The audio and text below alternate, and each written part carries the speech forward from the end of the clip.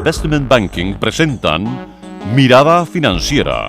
La periodista Paulina Yarur analiza los principales hechos que mueven a los mercados financieros de Chile y el mundo.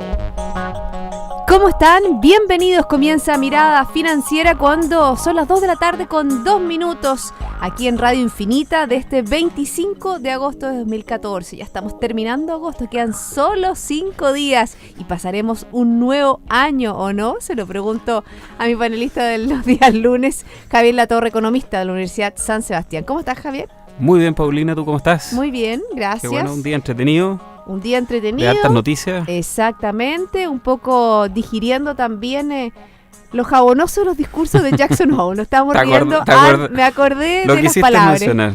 Sí, porque la verdad que se dijeron cosas, pero no tan eficientes ni tan directas como hubiéramos esperado. Lo que sí, Mario Draghi, el presidente del Banco Central Europeo, habló de que estaba listo, estaba preparado. Pero hace rato que está preparado. Es lo mismo que yo te dije la semana pasada. Bueno, a ver, yo creo que tenemos varias noticias hoy día. Está lo del Standard & Poor's, está la capitalización de Codelco. Yo creo que si quieres mejor vamos por los orden, por los indicadores y después nos referimos la semana pasada yo hice la referencia de que Mario Draghi es jabonoso. Y la semana pasada o sea, a mí no me tuvo nada que demostrar, pero se va a tener que tirar a la piscina. Dio cuenta de eso. La verdad es que se va a tener que tirar a la piscina. ¿Viste lo que está pasando en España? También hay cambio de gobierno. Francia. ¿Qué dije yo? España. No, Francia, cambio de gobierno que tiene que ver, ¿no es cierto?, con nuevas medidas que están pidiendo de estímulo en una economía que la verdad que se está estancando y yendo cada vez más hacia abajo. Veamos qué pasa, veamos cómo han estado las bolsas. La verdad que el mundo ha estado rojo y azul. Algunas bolsas. Contento está el mundo. Algunas bien y otras no tan bien. Europa la verdad que cerró al alza. Fíjate que el CAC 40 de París se tomó muy bien este cambio de gobierno que se va a hacer, no de François Hollande, sino que cambio, ¿no es cierto?, de primer ministro y todo su equipo económico. El CAC 40 de París subió un 2,10%. El DAX alemán también aumentó un 1,83%, aunque hoy día no se conocieron muy buenos datos en Alemania. La confianza del consumidor sigue cayendo por cuarto mes consecutivo. Y el IBEX 35 de España también aumentó un 1,81%. Nos vamos a Asia, que no lo habíamos mencionado. El Nikkei de Japón avanzó un 0,48%. En Hang Seng de Hong Kong también avanzó un 0,22%. Shanghái 0,51%, pero a la baja. Nos vamos a Estados Unidos. El Dow Jones, la verdad que está en azul, toda la bolsa estadounidense. Dow Jones 0,52, Standard & Poor's 500 0,47, Nasdaq 0,40. En Santiago el IPSA está cayendo, pero casi plano, un 0,06, y el IXPA también desciende un 0,05. Hoy día no se transó el cobre porque hay una festividad en el Reino Unido y obviamente que por eso tampoco les consignamos a ustedes el FTSE 100 de Londres. Pero el viernes el metal rojo subió un 1,21%, $3.21. Lo que tuvo un leve retroceso después de la subida, ¿no es cierto?, de casi 5 pesos la semana pasada fue el precio del dólar, un retroceso de 10 centavos en el día de hoy. Nada. Plano. 582,9 comprador y 583,2 vendedor. Pero hay que ser preciso con nuestros auditores. Y se movió 10 centavos. Terminó el cierre en 10 centavos abajo. Claro, lo que pasa es que muchas veces, y en esto hay que ser bastante cuidadoso cuando se leen los titulares o se lee una noticia en algún medio electrónico, porque fíjate que lo estoy viendo acá en el diario español en El Mundo. Dice, a propósito del dato que tú decías, la confianza empresarial de Alemania se desploma. Resulta que bajó de los 108 puntos que marcó en julio a 106,3. O sea, entonces, no es que se desplome, no es que caiga de 108 a 10. Exactamente, por eso te digo que de repente hay que ser cuidadoso con la lectura. Como mensaje para todos nuestros auditores, muchas veces señala a los fondos buitres, a estos fondos que en definitiva lo que hicieron fue tomar deuda de un gobierno que no pagó. Yo no sé quién es el buitre ahí, pero en definitiva son fondos de inversión que más riesgosos, probablemente de unas características que uno podría decir especulativo, que corrieron un riesgo sideral al momento de invertir en deuda argentina en plena crisis, pero mira la calificación que reciben y se usa y se vuelve a usar y se la vuelven a comprar muy fácil. Entonces yo te diría que hay que ser relativamente cuidadoso en la lectura de estos titulares y cómo en el fondo se califica el hecho y el verbo que se usa. O sea, se desploma. de 108 a 106,3. Cae nomás. Es una caída importante, pero de alguna manera previsible a cómo se ha venido dando también el funcionamiento de la economía en Alemania, que es algo de lo cual tú has ido dando cuenta, yo diría, casi la de forma semana semanal. pasada tuvimos una contracción del producto en Alemania, o sea, obviamente que la confianza de los consumidores alemanes no es la mejor en esta, pero fíjate que aquí estoy hablando de cómo, ¿no es cierto?, los medios, los periodistas, mi gremio también puede escribir ciertas cosas, y esto me parece genial. Dice, hablando de Jackson Hole y qué es lo que va a pasar, porque recordemos, ¿no es cierto?, que terminó esta reunión de banqueros durante el fin de semana que se realiza en esta zona de Wyoming, y que estuvo no solo la Reserva Federal presidida por Janet Yellen, sino que también estuvo el Banco Central Europeo. Todos los puntos se estaban mirando qué iba a decir o qué no iba a decir Mario Draghi. Fíjate que aquí me parece genial lo que dice. Dice, Draghi continúa aplicando la estrategia que tan bien le ha funcionado de amagar sin dar. Genial. O sea, jabón.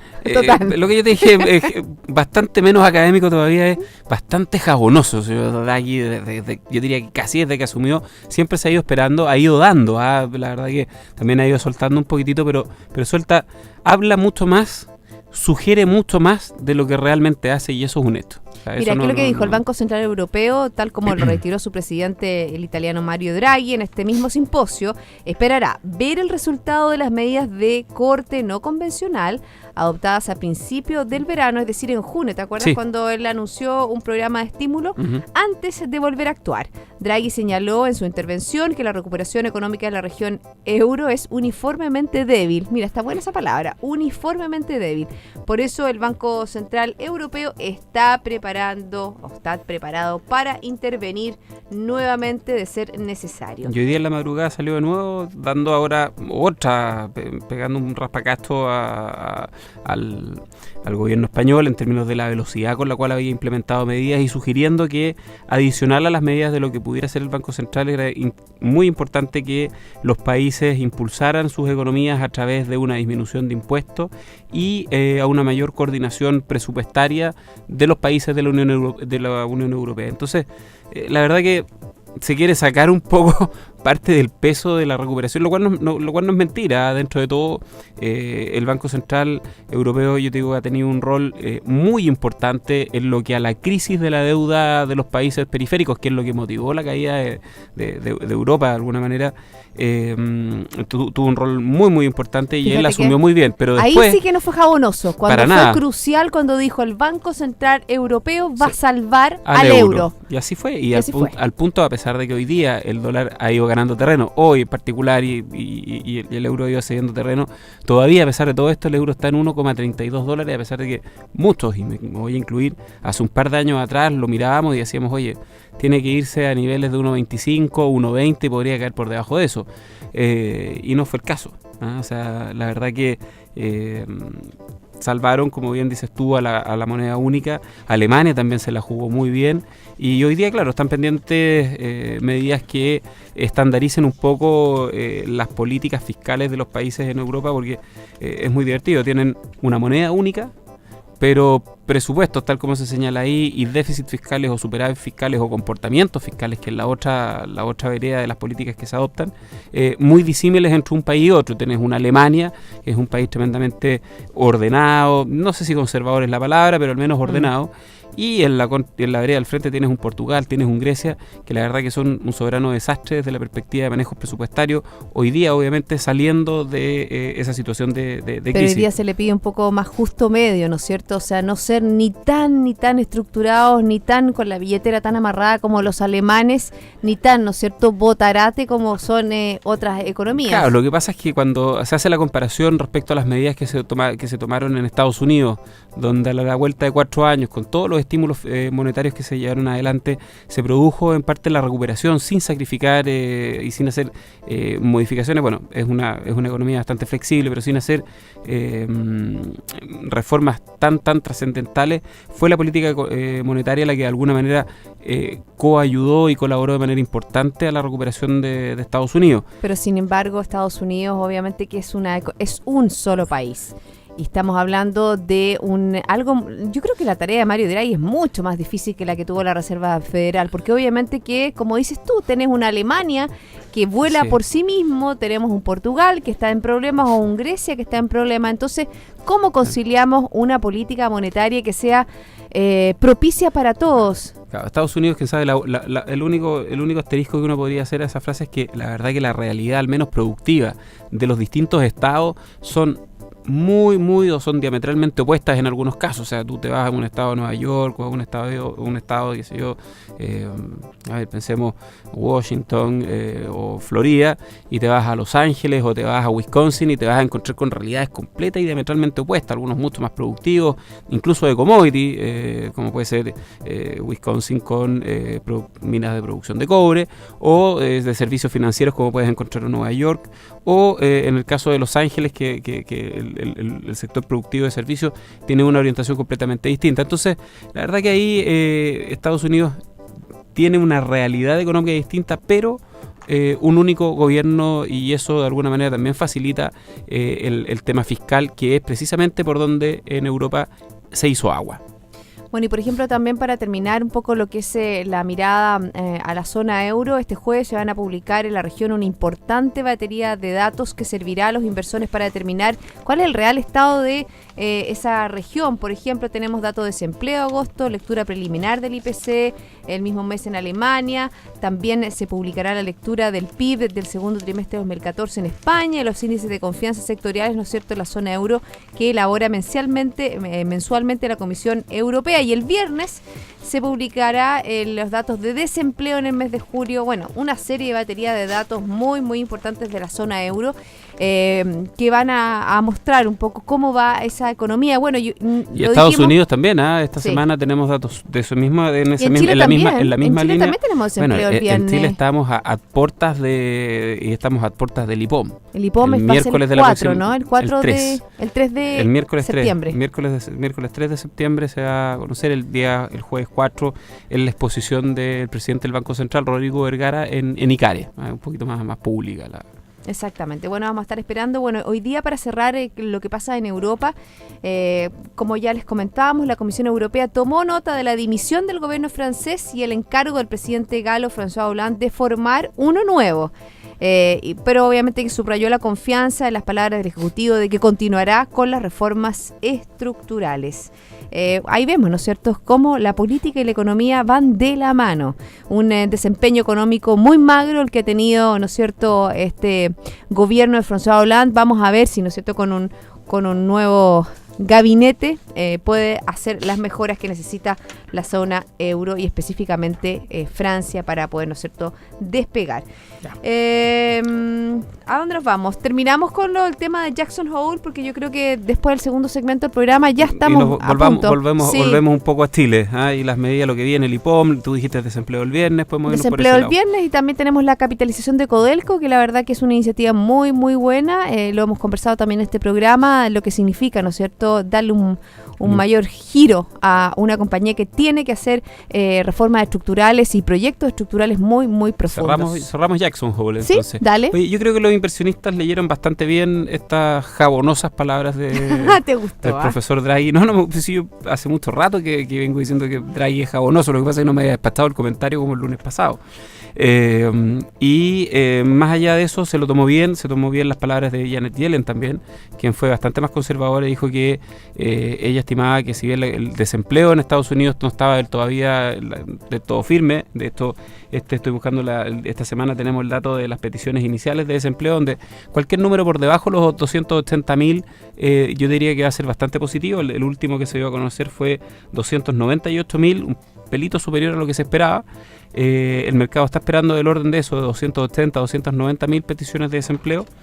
Y yo diría que ahí, sumado eso a los buenos resultados empresariales que nosotros los dábamos a conocer semana a semana durante un poco más de un mes, está el soporte para el rendimiento que tiene hoy día el mercado bursátil norteamericano, donde el Standard & Poor's, no lo señaló, sí lo dijimos al inicio, superó por primera vez los 2.000 puntos, lo cual es una muy buena señal, yo diría casi psicológica, de este rally bursátil que ha tenido el Standard & Poor's desde el año 2010 en adelante. La verdad que es impresionante cómo ha avanzado, pero ha ido muy de la mano con los resultados empresariales, transándose hoy día en niveles de 18 veces la relación precio-utilidad. ¿Y el Standard & Poor's cuánto subió?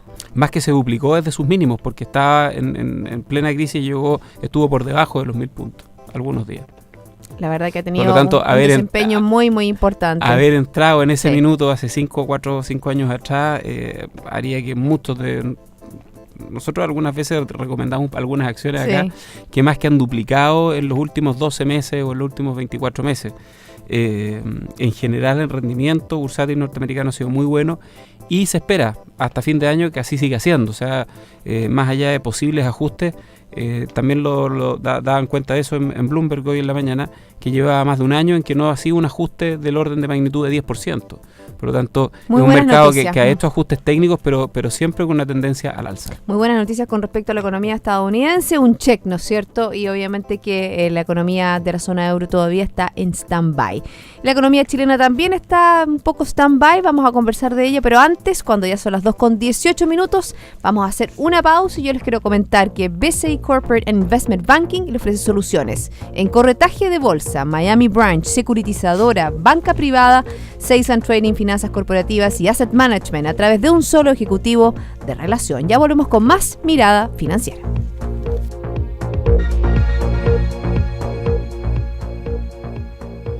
BCI Corporate and Investment Banking, un socio estratégico con un modelo de atención integral único y un banquero de relación que le entregará las mejores soluciones ante desafíos complejos, con ideas innovadoras que aporten valor y una ejecución distintiva en negocios de gran escala. BCI Corporate and Investment Banking. Sentémonos a conversar.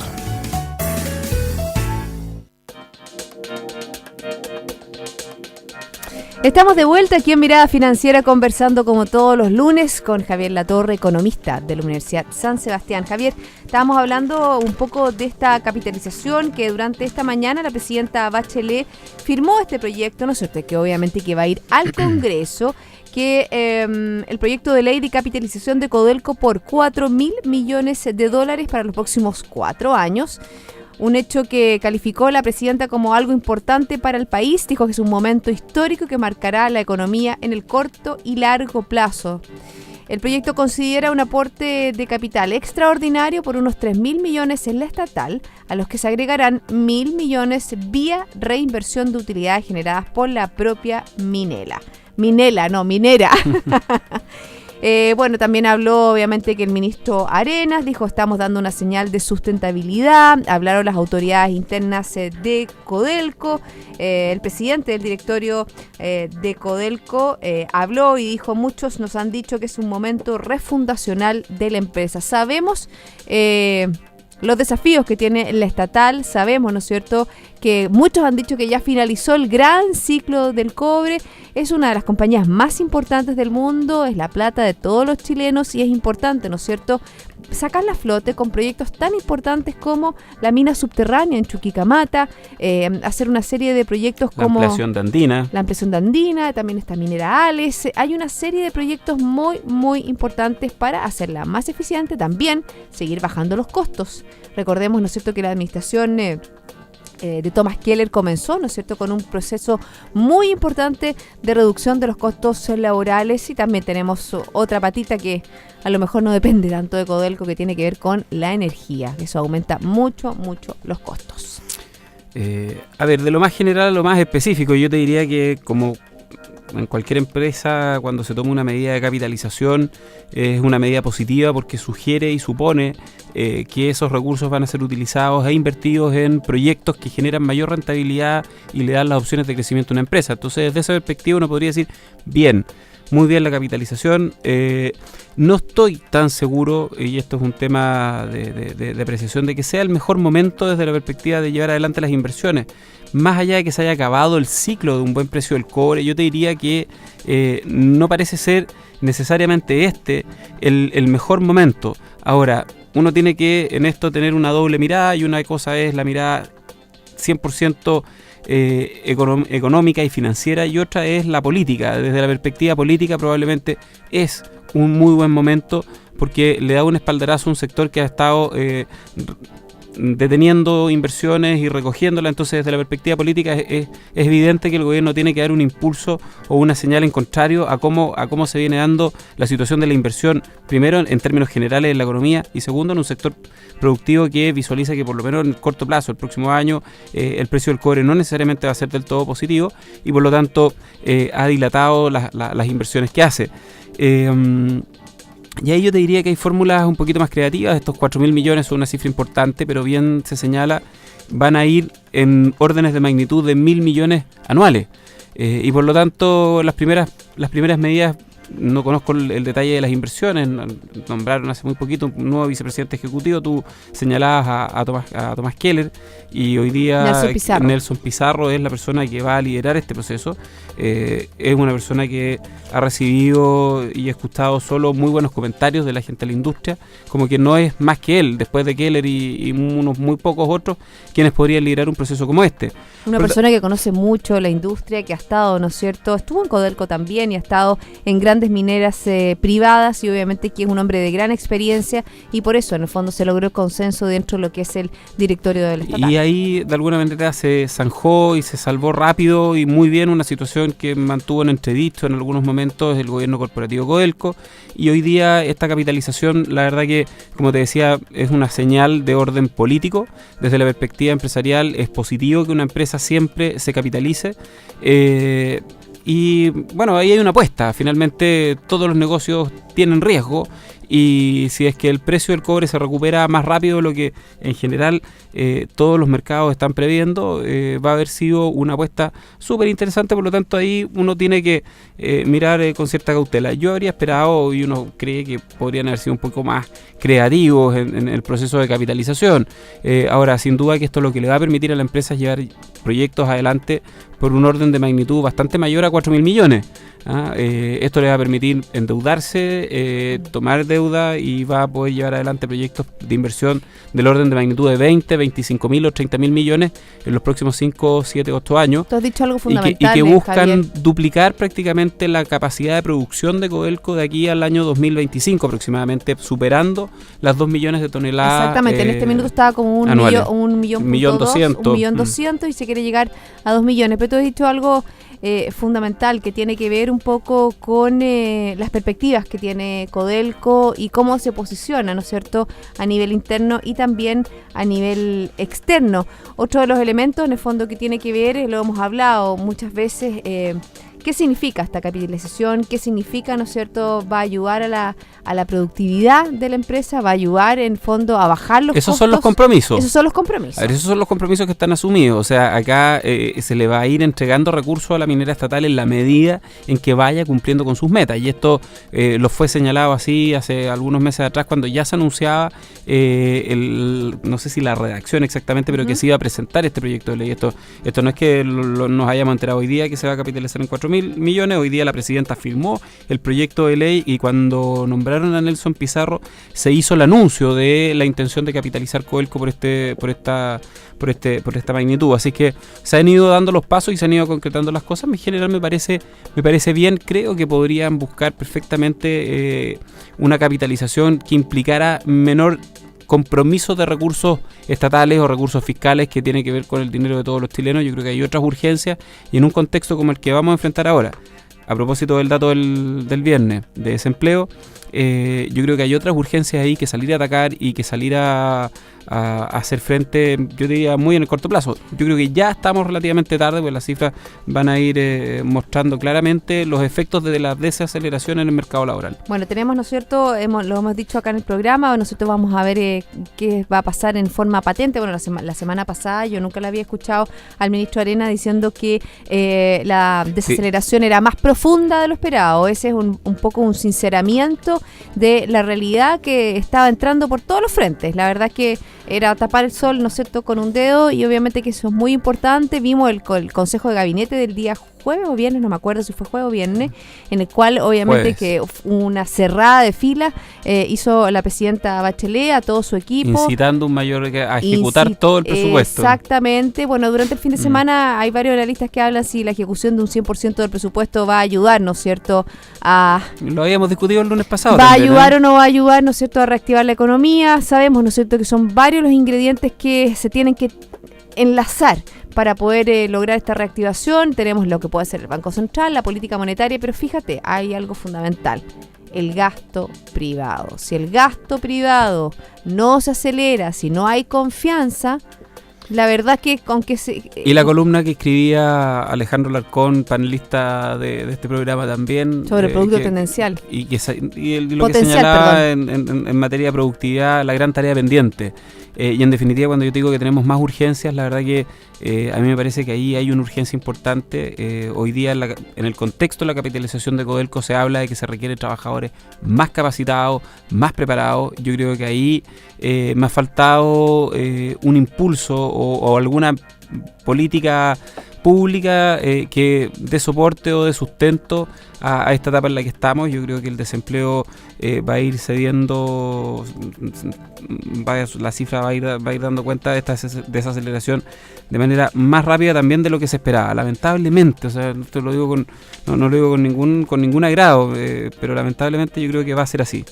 El mercado espera 6,6% para este viernes en la tasa de desempleo. ¿Y tú estás más arriba? Estoy más arriba. Sí, Yo quiero positivamente pensar que va a ser un 6,7 y no descarto que nos sorprenda con un 6,8.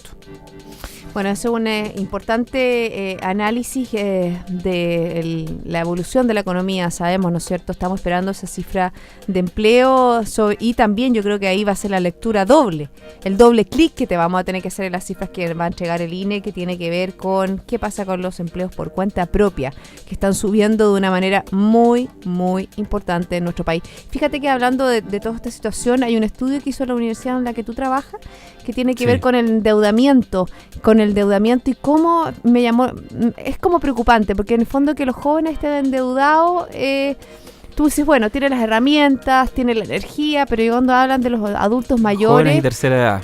Jóvenes, pero sobre todo la tercera edad, eso es como una luz de alerta bastante, más bien naranja para roja. Sí, mira, la Universidad de San Sebastián desde hace ya casi un par de años, te diría, tiene un estudio que hace con DICOM Equifax, donde dan cuenta de cuáles son los niveles de endeudamiento en el país. Y esto a propósito del perdonazo que en algún minuto ocurrió, donde se sacó de DICOM a mucha gente que estaba y que se indicaba como que ese era el responsable de todos los males del grupo que tenía niveles de sobreendeudamiento en Chile. El resultado, y lo fue dando cuenta el estudio durante mucho tiempo, cuando está el actual rector como decano, es que efectivamente mucha gente, no me acuerdo las cifras exactas, pero del orden de, la primera medición fueron 500.000 personas y después rápidamente el 1.000.000 de personas que había salido de DICOM a los 6 meses o a los 10 meses había vuelto a caer en situación de mora y no le había servido absolutamente de nada el perdonazo o esta limpieza que le había otorgado el sistema de DICOM. Y eso, ¿sabes qué muestra, Javier? Que en el fondo no se quebró con la tendencia. O sea, tú le diste el perdonazo, pero no le enseñaste a la gente. Al revés, pero le diste el perdonazo, pero no le enseñaste a las personas revés, cómo administrar su dinero. Al revés, le generaste incluso más instancias para abrirlos la posibilidad de acceder a otras alternativas de endeudamiento, las casas comerciales o con quienes ellos habían tomado las deudas y tenían la morosidad, ya tenían el registro, probablemente no les dieron mayor capacidad crediticia, pero sí las instituciones que no tenían esa información y al no poder contar con la información de DICOM, accedían a darle préstamo a gente que, y aquí es donde cambia un poco la mirada, porque uno desde la perspectiva financiera uno dice es más riesgoso. Entonces le doy a uno que es más riesgoso y la verdad que no es en estricto rigor eso, tú lo señalas bien, más que sepan o no sepan, es que le prestaste a alguien que no tenía la capacidad de pago, que es una cosa distinta.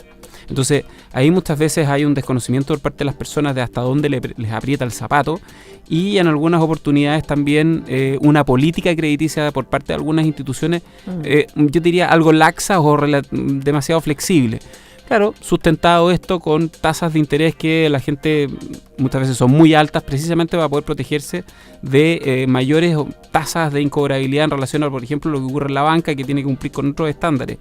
Pero cae casi en un tema, yo diría, y lo señalaba así el vicedecano Mario Valenzuela, gran amigo, cuando decía, oye, aquí hay un tema ético detrás de quien también le presta a un segmento de la población que por necesidad muchas veces no le queda otra, y por lo tanto esta es una situación, una crónica, no una muerte anunciada, pero de algo que efectivamente va a ocurrir. Exactamente, un tema preocupante, obviamente que es interesante, ¿no es cierto?, que las universidades desarrollen ese tipo de labor para ver un poco un termómetro distinto que las instituciones, ¿no es cierto? Sí, fue súper interesante. La semana pasada, la verdad que a Mario le tocó ir a dar entrevistas en todas partes para conocer parte de los datos de este estudio. Bueno, vamos a estar atentos a lo que suceda esta semana, importante el viernes. Javier, que tengas una excelente semana, vamos a estar obviamente comentando el lunes los datos de desempleo. Si le apuntaste o no al 6768. Esto es lamentable, me encantaría equivocarme. Ojalá. Que esté muy bien. Nos vemos, Paulina, gracias. Bueno, así finalizamos Mirada Financiera. La invitación a todos ustedes es a quedarse en compañía de Radio Infinita. Nos reencontramos mañana a las 2. Hasta entonces.